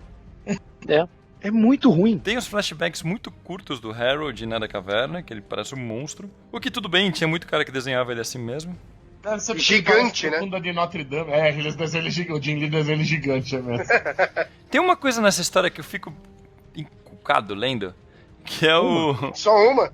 a sola do tênis do Batman. Tem um monte de letra. Por quê? Que porra é essa, tá ligado? Certeza mesmo, que tem algum tem significado essa É porra. moda. Tem uma edição que tem uma ventoinha nessa porra. É verdade. Tem uma ventoinha na bota e tem um disparador de gás na máscara do Batman. Na lateral. Não, e essa luta final com o Silêncio é muito ridícula. Eles estão se socando, aí o Silêncio explica que a birra dele com o Bruce Wayne é porque ele quis matar, ele armou pra matar os pais quando era criança. Os próprios pais, Aí né? só o pai morreu e a mãe sobreviveu e ele ficou puto com o pai do Bruce por ter salvo a mãe. E é na briga, tipo, eles se batem por 3 páginas, aí é um final Scott Snyder, né? Que o Silêncio é dado como morto. É muito anticlímax esse final. O Silêncio é um vazio total nessa história, porque não tem impacto nenhum o confronto deles. Não, e outra, eu acho que o Loeb, ele sabia que, tipo, que o final da história não tinha ficado bom, então ele pensou, cara, vou meter um plot twist aqui nesse fim, vou meter o charada aqui pra tentar chocar o leitor e ele pensar, uou, sabe, não esperava por essa. Cara, mas é o mesmo plot twist que no Longo Dia das Bruxas, que você descobre que o mafioso que tinha feito tudo, na verdade, tinha outro cara que também estava fazendo... Então, é a prova que o Loeb só sempre escreveu a mesma história. É um assassino misterioso e bababá. No Longo Dia das Bruxas que tem aquela parada da mamadeira com o silenciador ou é no Vitória Sombria? Eu não lembro qual dos eu dois, acho... mas não é nada original. Tem tanto filme de mafioso que usam isso. Então, eu acho que é no Longo Dia das Bruxas. Longo Dia das Bruxas, né? Que você descobre que, tipo, metade do elenco da história tinha usado isso como silenciador em momentos diferentes. Tipo, que na verdade todo mundo era o mal. Tipo, até a mulher do Duas Caras tinha usado. Mas agora o vilão é o Charada porque ele tinha câncer no cérebro. Foi se tratar com o Thomas Elliot. Depois aí não funcionou. Ele achou um poço de Lázaro, usou, se curou. E por algum motivo o criminoso foi atrás do seu ex-médico para contar que foi curado, né? Sim. E aí ele descobre que o ex-médico não gostava do Bruce Wayne. É uma Foi coincidência isso? maluca. Porque- Muita coincidência, cara. Porque eu lembrava que era tipo, ele vai, mas aí ele não tem cura, o câncer do Charada. Exatamente. Só que aí o Thomas Elliot lá, ele teria os meios de fazer o Charada conseguir um poço de Lázaro. Só que, tipo, ele... Sabe, como se o Tom... O que eu lembro, né? Eu não reli agora, eu só fiquei folheando. Mas o que eu lembrava é, tipo, ele já tinha esse plano de vingança, que é um plano de vingança idiota. Porque, você me pediu de ser milionário. Filho da puta, você continuou com a herança da sua família depois que sua mãe morreu, você virou médico. Por que você não matou sua mãe depois? Você tentou quando era criança e esperou 30 anos depois pra matar, pra ela morrer doente? E por que você carrega aí no colar que ela te deu se você não liga pra ela? Eu acho que era pra chocar Não, e outra- mesmo, tipo, foi pra chocar na história. Você fica o tempo todo achando que ele tem raiva do pai do Bruce, porque não conseguiu salvar o pai, e na verdade ele tem raiva do pai do Bruce por ter salvado a mãe. Não, isso que e o aconteceu. detalhe da história, onde o Batman entra na vingança? Porque o Charada não sabia, o Thomas Elliot não sabia, o Charada quer ajudar o Thomas Elliot por algum motivo a se vingar do Bruce Wayne. Porque o mais correto era ter um plano pra afundar a mansão Wayne, fuder o Dick Grayson e o Tim Drake, que são os filhinhos e tal. Não tem por que ele ter descoberto que ele era o Batman, só porque o Thomas Elliot queria se vingar do Bruce. Não, e o Charada descobre que ele é o Bruce, conta pro Elliot, e eles falam, não, ele tomou cuidado pra não falar pros vilões que ele era o Bruce. Mas eu tô na página da explicação do plano aqui, tentando entender, cara, que é tipo um diálogo, e eles Não criando faz sentido. mistério, né? Não, que e é eles tudo mais do falando que convenceram todos os vilões. O que a gente lê, o único ali que parece que tá colaborando é o Espantalho e o Cara de Barro. O resto não tem nada. O Coringa, eles falaram, o Coringa a gente achou que não ia conseguir, mas quando a gente falou da parte do Robin, ele achou divertidíssimo. O Coringa tá lá gritando que é inocente, ele não tá colaborando, porra. Né? Só apareceu na cena do crime, né? E o Cara de Barro, ele fala, tipo, eles chamam o Robin de Jason o tempo todo, sabe? É muito estranho. Não, é uma parte muito engraçada, porque aí o Batman percebe porque ele nunca chama ele de Bruce, né? Aí o Batman, o Tim fala, como você percebeu? Ele fala, ele não me chamou de Bruce, eu não chamei ele de Jason em nenhum momento. O Batman não, mas a Selina e o Tim falam Jason gritando ali. É verdade. E só o fato de ir no túmulo do Jason Todd, todo mundo que vê isso soma um mais um, né, caralho? Sim, não, é muito imbecil. É muito imbecil. Né? Voltando só um pouco, voltando bastante da história, teve uma parte ali, eu não lembro exatamente, que é quando o Thomas, quando o Thomas Elliot ele acaba de operar o Bruce, aí ele sai, né, daí ele encontra com um monte de repórter, né, na mídia, aí você olha pra direita, aí tá, beleza, você vê logo de cara a Lois Lane e o Jimmy Olsen. Você olha pra esquerda, tem um cara que certeza, um fotógrafo, é o Peter Parker. É o Peter Parker. É o Peter Eu acho Parker incrível ali. não ter o Billy Batson ali. Faltou o Billy Batson. É verdade, podia ter tido mesmo. Ô Vini, você que é nosso convidado aqui na Mansão N, você já tinha relido essa história desde que ela saiu? Não, cara, não. Eu li uma vez há muito tempo. Realmente eu não tinha gostado muito, né? Eu achei muito o repeteco das outras. Aí eu lembro que eu fui fazer um programa do relançamento, só dei uma folhada. Então eu nunca tinha relido, assim. É um negócio que eu guardo na coleção mais pra... Como eu tenho o canal, né? E às vezes eu faço, sei lá, um resumão do Batman, melhores histórias do Batman, sei lá. Aí eu cito o Silêncio, por isso que eu guardo aqui na coleção. Mas senão eu nem teria ela. Então, é uma história... Eu realmente tentei entender por que tem tanta gente que gosta dessa história, cara. Porque é muita gente que põe ela sempre entre as principais e tal. Porque ela é massa, velho. O problema maior não é nem gostar. É colocar ela como uma das maiores do Batman. Isso não faz sentido nenhum. A Corte das Corujas como maior. As pessoas não querem ler, cara. As pessoas só querem Mas algo legal. O André falou uma coisa certa. Todo mundo tem gostos. A gente também gosta de coisa que a gente gosta e ponto. A gente não vai pôr num top 10. Esse que é o problema. Sim. É o pessoal considerar tanto isso. Exato. Você tem muitas histórias pequenas de mensal que eu adoro, mas eu não vou pôr ela num top 10. Mas vocês não acham que é isso que eu comentei antes? Que tipo, a galera que começou a ler nessa época, essa foi uma das primeiras histórias que leu, que introduziu ele a fundo no universo do Batman, porque eles têm essa parada de ficar explicando todos os coadjuvantes que aparecem, todos os vilões e tal. E é bem massa velho, é bem empolgante pra adolescente, assim. Não é só é massa velho, isso importa, mas não é só isso. Por isso que eu coloquei o Corte das Corujas também, porque os elementos são muito parecidos. É uma história que não só ela é massa velho, como ela faz parecer que você entende do universo do Batman. Porque ela te explica quem é o Tim Drake, meio que se foda pra história. Ela te explica que a gente parece merda. mais inteligente que o roteirista. Mas, tipo, não, a molecada que tá lendo se sente parte. Então, em vez dele ler a fase do Daniel O'Neill, em vez dele ler Terremoto, ele lê o Silêncio e ele conhece todos esses personagens do universo do Batman. Quando ele lê Corrida das Corujas, ele sabe desse vilão que tava aí numa porra de um O Andar Escondido? Do Andar Escondido e que conseguiu enganar o Batman e não sei o quê. Mas eu tenho um ponto, Roberto, que eu acho que o lance dele retomar as coisas não é só pro fã entender ou pro fã achar que entende. Na verdade, todas essas releituras de momentos do Batman fazem parte do, querendo ou não, né, do plano do Silêncio para enlouquecer o Batman, né? Isso, na verdade, isso eu acho até que causa mais impacto na história, sei lá, num momento épico, assim, onde, tipo, o Batman começa a lembrar, sei lá, tem aquela cena que ele grita, você não é o Robin que morreu. Pô, aí já foram, sei lá, 8 edições do gibi dele lembrando um monte de bosta que aconteceu na vida dele. Mas eu acho essa edição do Robin tão boba, porque logo, aí dá 2 páginas você vê que o Batman já tinha percebido que ele era o cara de barro. Mas é o único Batman, momento né? que o Batman parece destruído é quando ele tá espancando o Coringa. O único momento que parece que o plano tá destruindo o Batman é esse. É verdade. E eu não acho que ele faz esse recordatório pro leitor. Eu acho que o leitor interpreta dessa maneira e acha legal. Eu acho que o Loeb faz isso porque ele é limitado. Porque enche linguiça. É muleta. Quando você começa a redação replicando a pergunta da redação. O motivo pelo qual o Brasil é um país subdesenvolvido no século XXI é que é o Loeb fazendo esses flashbacks, cara. Eu concordo. Mas uma coisa que eu fiquei pensando é o seguinte, tipo, apesar dela ser uma história ruim, ela seria uma história que vocês indicariam pra alguém que tá começando a ler Batman?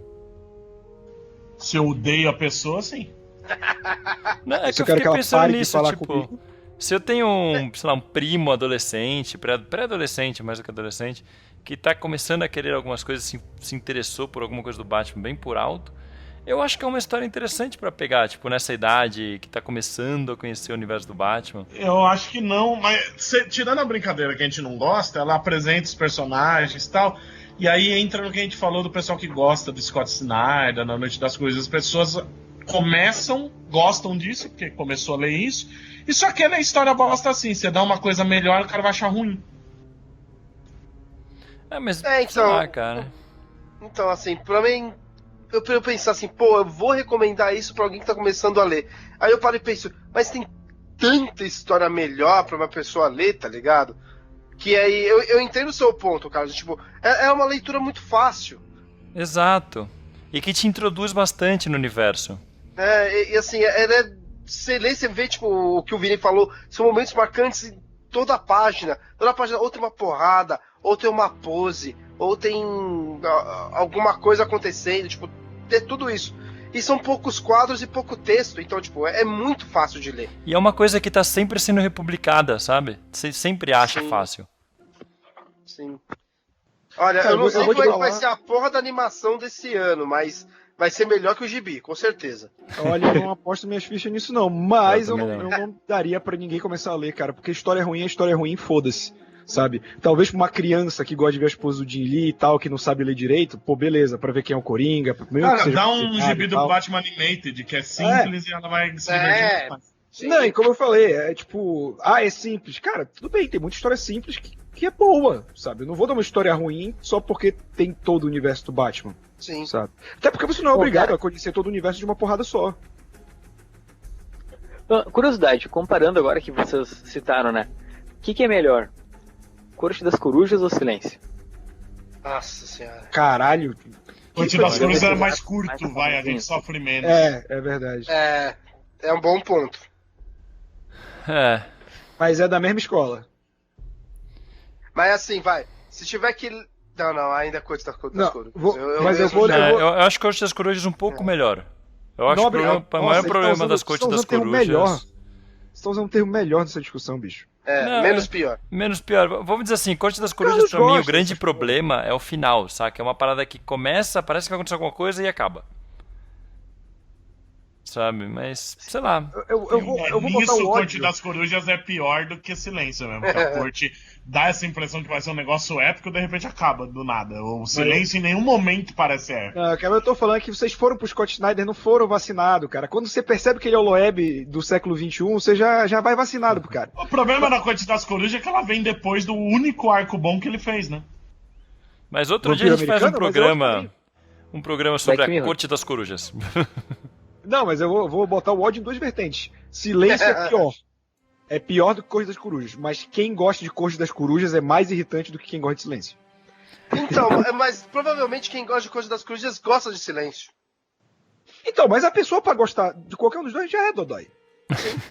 Eu acho que Corte das Corujas tem mais gente hoje em dia que gosta porque é mais recente também, né? Pensa que muita gente... começar a ler, né? Tipo, a gente viveu a geração da galera que tinha começado a ler com Silêncio. E teve mais gente ainda que começou a ler com Nova 52. Então, Corte das Corujas foi o primeiro arco épico, entre muitas aspas. Corte das Corujas foi e hoje 10 anos depois, né? E hoje em dia, mesmo na época do Silêncio, e mais ainda hoje em dia, tem o hábito de se ter um encadernado das coisas recentes e o pessoal começa daí. A gente pegava coisa mais antiga do que a nossa geração em sebo pra começar, às vezes. Exato. O pessoal que começa nas últimas 2 décadas acaba lendo um ou outro clássico, mas o grosso é coisa atual mesmo, porque tá fácil. Hoje em dia, quando eu vejo em lista de discussão de Facebook e tal, o pessoal, sempre tem a galera que fala, pô, comecei a gostar de Batman, queria saber de onde que eu pego. Geralmente, eles indicam começar de Nova 52. Não porque seja melhor, mas é porque da onde começa meio que a cronologia atual, por mais que o Rebirth tá dando uma bagunçada ali, tá dando uma reorganizada, vamos dizer assim. Mas eu acho que essa galera também tá preguiçosa pra caralho, bicho. A gente começava a ler no meio de uma mensal toda picotada, a gente conseguia entender, sabe? Quadrinho isso daí é quadrinho desculpa não do quem não quer. não é ciência de foguete, bicho, É. sabe? Ainda mais E outra- que tu tem um imaginário popular de quem é o Batman, sabe? Hoje é muito mais fácil do que na era pré-internet você entender o que tá acontecendo. Eu acho que é tipo, conversa com o nerd quero em ler 20 do minutos, número você 1. entendeu, caralho. Vini, o que você acha disso? Você tá Oi. quietinho aí. Cara, eu acho que tem uma vantagem tu pegar o negócio pela metade, porque tu não precisa ler como foi mal construído até chegar ali e tu acha que é super inteligente. Sabe? Sim. Tu pega a mensal no meio, assim.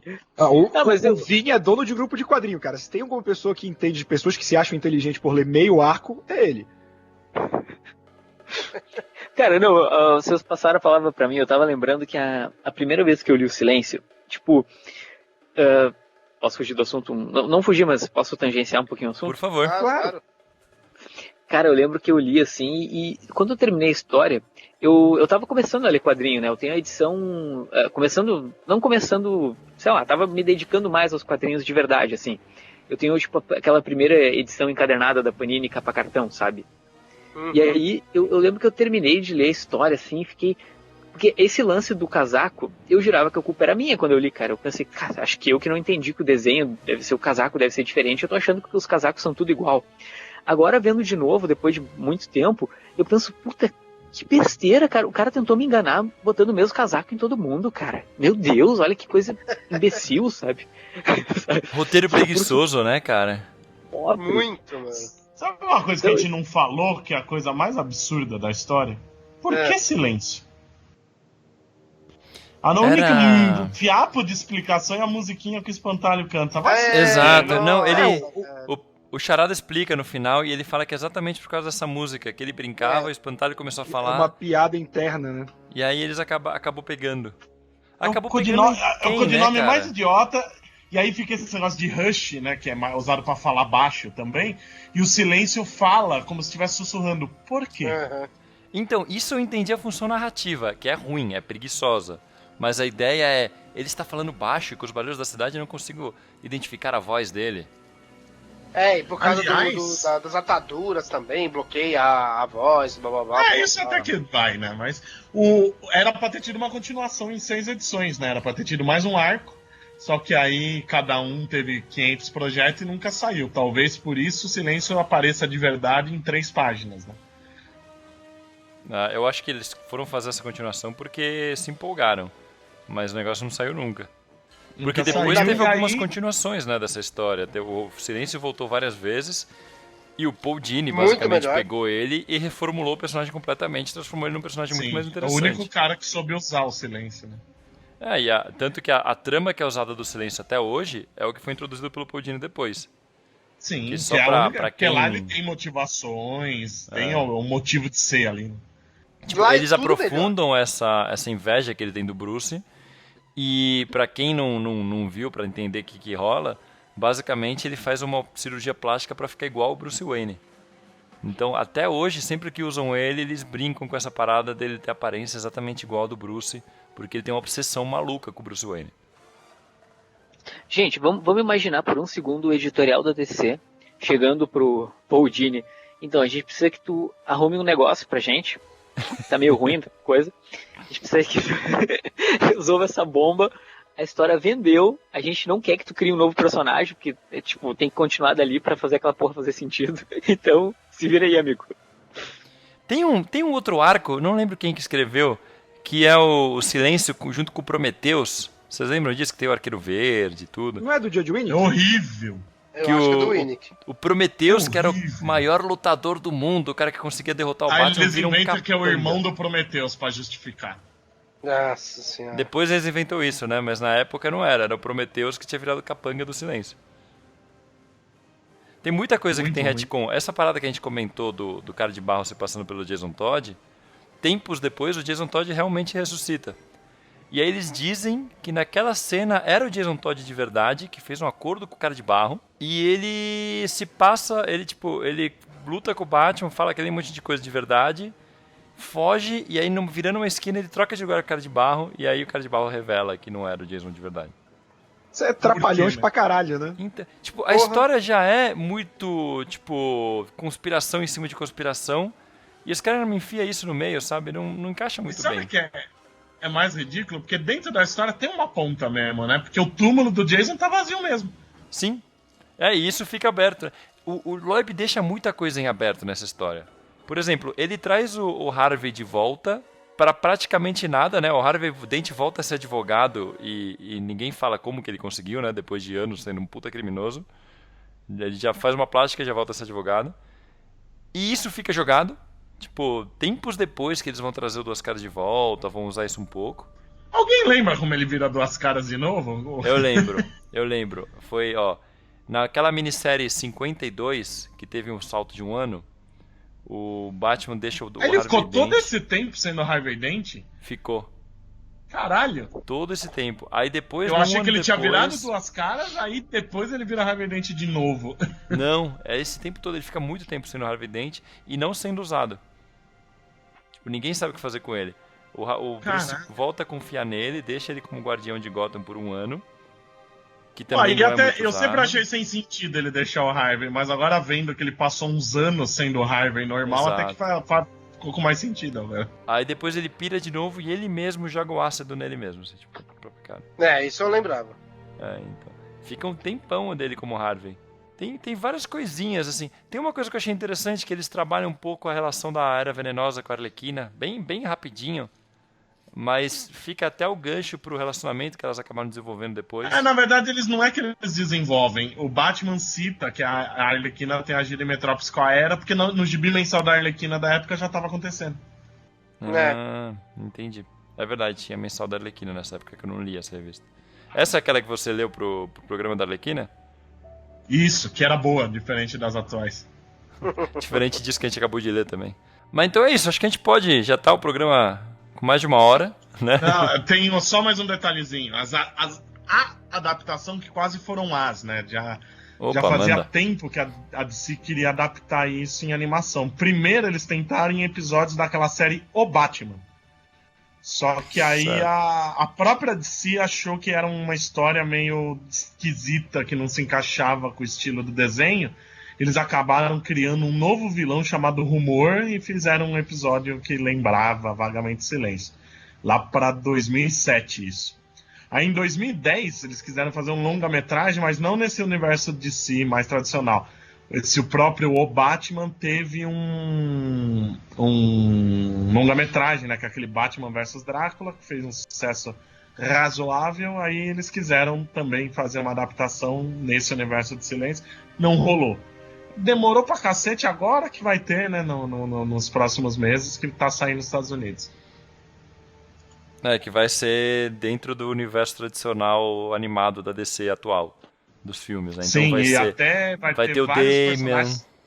Exatamente. Tem o Damian, acho que tem o Bane, tem personagens que não tem nada a ver com o Silêncio. Provavelmente vai ser uma adaptação bem livre da história, né? O detalhe é que quando o Bud fala sobre a história, ele diz: vão adaptar isso. Isso aí, esse pra troço. Pra não falar essa merda. Então beleza, acho que a gente pode fazer uma rodada final. Fazer aquele maltratar, chutar cachorro morto.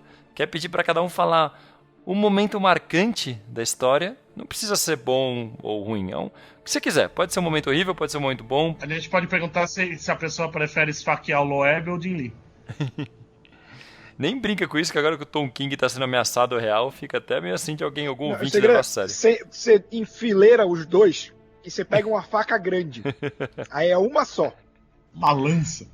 Faz que nem o Batman fez com o Ra's al Ghul na história, é isso? Atravessa com a espada. Não, o Batman atravessa com a espada, arranca o olho. Mas vamos lá, então, uma rodada final, vou pedir pra cada um falar um momento marcante da história e uma nota pra Silêncio. Que é uma coisa que a gente geralmente faz só nos filmes, mas vai ser divertido. Começar pelo nosso convidado, Vinícius. Diz aí um momento marcante e uma nota pra história. Cara, eu acho que a gente já falou todos os momentos, assim. Pra mim, o momento mais marcante, eu já disse, né? O do Coringa, que é quando o Batman enlouquece lá e tem os flashbacks. Mas eu acho que só, pra não falar esse que eu já tinha dito, um que eu acho legal, embora meio besta, assim, é aquele quando o Bruce cai, e ele cai da corda e tal, né, ele cai no chão, e aí vem um monte de bandido, assim, eles vêm tentar roubar, descobrir quem é o Batman, enfim, tirar a roupa. Sim. E aí tem aquelas paradas toscas, sabe, do tipo, ele tem um gás venenoso na máscara, os caras tentarem abrir, tomar choque. Puta, cara, eu acho tão tosco aquilo, mas tão legal ao mesmo tempo, sabe? Nossa, na época foi isso que me fez falar, ok, essa história aqui não... Eu já não tinha gostado muito do Crocodilo, mas isso daí, quando a máscara começa a soltar uns peidinhos, eu já falei, não dá não. A máscara soltando peidinho, que sensacional. Ó, de 0 a 10 a nota? Isso? Cara, 3. Olha só. Como se fosse uma grande nota, né? Uou! Tô vendo vários ouvintes agora desescrevendo do canal Dois Quadrinhos, porque ele é hater da DC, não gosta do Batman. Diz aí, Leonardo Vicente. O momento mais marcante é a revelação do plano, que nada faz sentido nela, que dá vontade de vomitar quando você vê aquilo. Você vê que os personagens, eles falam que tá todo mundo no plano, e é nítido que os personagens estão agindo a esmo. E a nota, eu vou citar outro clássico do Batman no mesmo nível do Silêncio, que é o Metal, que tem as terras negativas. Eu quero dar uma nota negativa, porque uma positiva é impossível. É um -10. Caralho, esse gancho aí foi como é que ele veio, cara? -10. Meu Muito Deus. bem. O cara, quando ele é profissional, é outra história. Vamos lá, Roberto Segura. Cara, o momento marcante foi quando eu terminei de ler essa merda. Não tem. Sabe aquele negócio de se tudo é especial, nada é especial? Toda página desse quadrinho é feita pra ser impactante. Logo, nada desse quadrinho é impactante. Mas tem algo Nada, especialmente cara. ruim, algum momento especialmente ruim? Caralho. É foda, cara, porque eu realmente odeio muito Silêncio. Eu acho um quadrinho muito merda, mas eu vou usar de exemplo quando eu fui reler pro programa de hoje. A primeira página inteira com o Batman aparecendo. Cara, sabe síndrome de estresse pós-traumático que o cara tem quando volta da guerra? Quando eu vi essa página, me deu um tremelique, assim, tipo, meu Deus, eu vou ler isso de novo, caralho, sabe? E é muito ruim, eu não sou um homem tão sagaz quanto o Vicente, então nota, cara, é zero, não tem nada que se aproveite. Pode ser a diagramação da página que o Carlos quer colocar, pode ser que é uma história infantil, que você apresenta pro seu primo de 15 anos, mas, cara, nada se salva, é tudo muito ruim. Se você gosta, você não sei nem como você sabe ler, sabe? Porque alguém que é alfabetizado gostar disso é um insulto, a letra. Caralho, galera, tá... Vamos lá. André. Cara, assim, uma cena marcante, ela é muito imbecil, e a gente até já citou durante o programa, é quando já tá na parte final, e aí a mulher gato chega e fala, tipo, Rush, né? E ele, como você disse esse nome? E, tipo, começa a apertar o braço dela, e, tipo, completamente sem noção, tipo, sem pensar. Marta! Velho, Tipo, você usou a palavra silêncio. Cara, foi muito imbecil essa parte. Eu fiquei, velho, que bosta é essa que eu tô lendo, tá ligado? É muito ruim. Então, tipo, o momento marcante, tipo, não existe. É que esse é um momento marcante ruim. Que eu tinha esquecido dessa merda e lembrei. É isso. E uma nota? Puta, caralho, é difícil dar uma nota pra essa porra, porque toda nota que eu penso, ela é baixa, mas ela, pra mim, ela continua sendo alta, e eu quero baixar ela mais ainda. Por isso que eu fui pro negativo. Putz, cara, eu vou colocar 0,7. Olha só só. Pra ser bem diferente. Por que 0,7? O que tem de bom aí que você gostou tanto? Não sei, mas só pra não dar zero igual o Roberto. Só pra ter um número aí. Muito bom. Você gostou tanto. Não, já se vai, tá bom. Em vez de 0,6, vai 0,8. Só porque 80 anos do Batman aí vai ser 80 ao contrário. Tá bom, vai isso. Pronto. E é isso. Tá bom, só pra ser múltiplo. É. Ai, caralho. E você, Carlos? Vamos lá, cara. Ó, momento marcante, o que acontece? Essa revista eu li na revista na mensal. E como eu comentei, tinha um mix bastante bom, tinha umas histórias boas, assim. Então, pra mim, o momento marcante de silêncio foi Batgirl ano 1, que tava no mesmo mix. E que, puta, era uma leitura tão boa no meio de tanta merda, cara. Que eu acho que vai ser esse meu momento bom. Meu momento marcante. Tipo, as histórias que vinham depois no mix, cara. Eu não parei de comprar a revista do Batman nessa época por causa disso. Tinha Gotham Knights, que tinha toda uma história com a Caçadora e o Checkmate, que era bem interessante. Tinha umas histórias bem boas aí nessa época. E nota, cara, eu vou ser o mais bonzinho. Eu acho que eu vou dar 4. Porque eu tinha pensado em dar 5, porque eu acho que realmente é uma história boa pra dar pra pré-adolescente se introduzir no universo do Batman. Mas 5 quer dizer que é uma história ok. E não é uma história ok, ela é uma história ruim. Ela é uma história ruim que ela tem um propósito ali, que ela cumpre meia boca ali, pronto. Porque o final é tão ruim, o plano todo é tão ruim, que estraga todo esse clima que serviria pra adolescente, saca? Então, não sei. Você tá dando uma nota altíssima, velho. Então vai ser nota 4 pra silêncio. Só pra falar que a gente não é hater. Benevolente aí do caralho. Nossa, 4 eu acho... Nossa, você tá sendo muito bom. Eu tô dando nota 4 porque eu tinha uma lembrança tão ruim dessa história que quando eu li e achei ela só ruim, eu falei, porra, eu lembrava dela muito... Eu li... Depois, com o tempo, eu li coisas muito piores, saca? Então, assim... Ela é ruim, mas ela não é a pior coisa que eu já li do Batman. Não, isso eu concordo também. Também não é, tá longe de ser a pior coisa que eu já li do Batman. Mas é que dessa releitura, eu só senti que a história, tipo... Eu não tive essa, tipo, eu senti a história pior ou menos pior. Eu senti ela mais imbecil. Então, eu achei ela boba. Eu achei ela, tipo...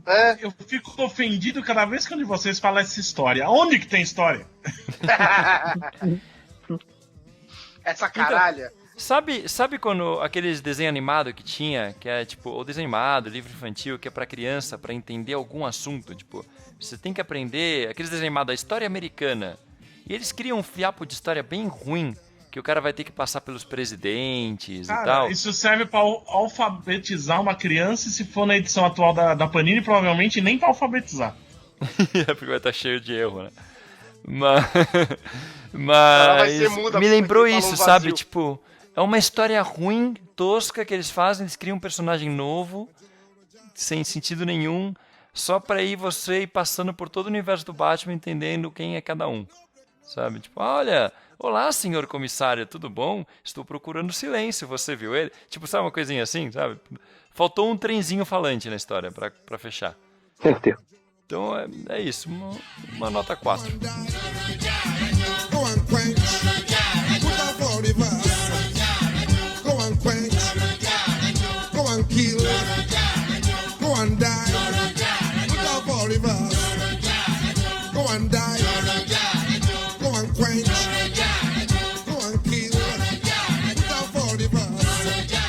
Acho que é hora de a gente abrir pro jabás, já tá ficando tarde, né? A gente tem que dormir.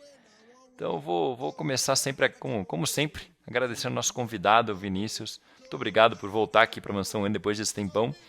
E fica aberto o microfone aí para você falar do seu trabalho. Então, gente, assim, obrigado pelo convite, em primeiro lugar. É muito bom falar com vocês. Espero que a gente se veja aí na Comic Con de Floripa. Vai ser Estaremos lá. Esse programa? Sai antes. Não, beleza. Então, espero que a gente se veja e grave alguma coisa, inclusive.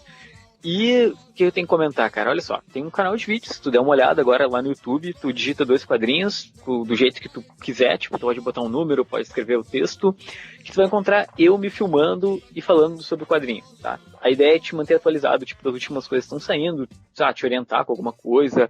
Tem um jornalzinho de notícias também, que é um programa que tá bombando, a galera gosta bastante que eu faço. E é isso, tá? Por favor, me chamem mais vezes, tá? Beijo. Pô, chamaremos, muito obrigado. E Leonardo Vicente, seus jabás? Além do Mansão Wayne, a gente falou do Harold hoje, eu tenho que lembrar que eu tenho a coluna Cantinho do Harold lá. A última foi sobre o Batman de 89, o filme. E além do Mansão Wayne, eu tenho lá o meu site, o falaanimal.com.br, que está também no Instagram e no Facebook como Fala Animal. E todos os meses nas bancas, lá na revista Mundo dos Super-Heróis da Editora Europa. Muito bom. Roberto II. Então, se você gosta de canal do YouTube de quadrinho bom, você vai lá e vê 2 quadrinhos que o Vinícius é um catedrático do assunto. Mas se você quiser me ouvir falando besteira, você vai lá no youtube.com/Hora Suave, onde eu falo sobre quadrinhos, séries, filmes. Não falo de videogame porque eu não tenho mais dinheiro pra isso, eu sou um proletário. E também o canal é a casa de vídeo do Mansão N, do Fala Animal também. E fica aí o desafio pra Panini mandar um silêncio pra mim, pro Vinícius, pra gente gravar um collab aí, cada um falando o que achou desta belíssima obra em vídeo.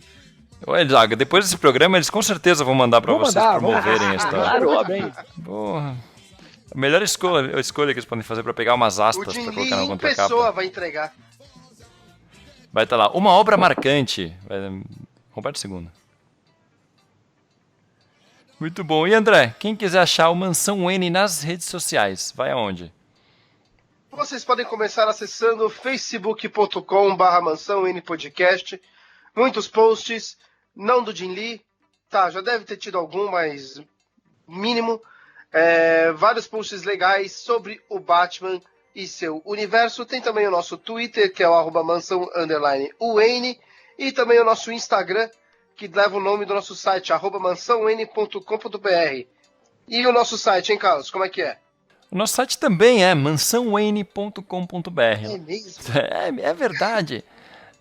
Lá você encontra tudo que a gente produz, ou praticamente tudo que a gente produz, todos os nossos podcasts, as colunas que o pessoal escreve. O Roberto tem a coluna dele que acabou...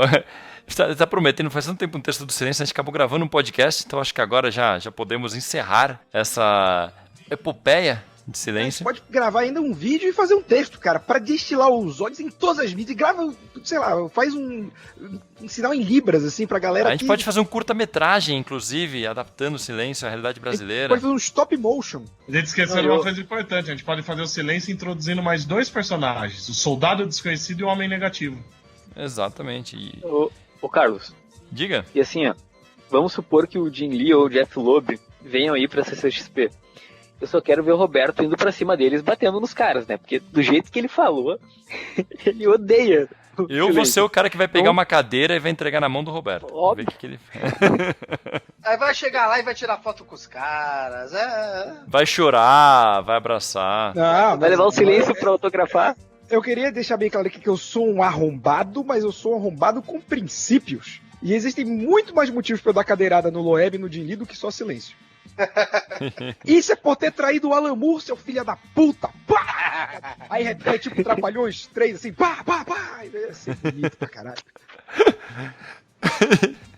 Então é isso, galera. Acessa lá o mansãon.com.br, entra lá no seu aplicativo de podcasts, procura Mansão N para continuar ouvindo e entra lá nos trabalhos dos nossos colaboradores, nosso convidado, e prestigiem também, que a galera tá fazendo um trabalho muito legal. Então, muito obrigado. E se vocês têm uma opinião diferente da nossa, ou concordam com a gente, deixem aí o seu comentário. Pode ser no site, pode ser nas redes sociais. Fala aí o que você acha de silêncio pra gente. Exatamente. E o Vinícius lembrou, e vai ser bem em breve, estaremos na Floripa Comic Con. Então fiquem de olho, entrem lá no Facebook da Floripa Comic Con, que a gente vai estar lá fazendo painéis especiais dos 80 anos do Batman. Então, confere lá. Então é isso, muito obrigado e até o próximo podcast. Falou! Falou! Ou... Morra, Noé!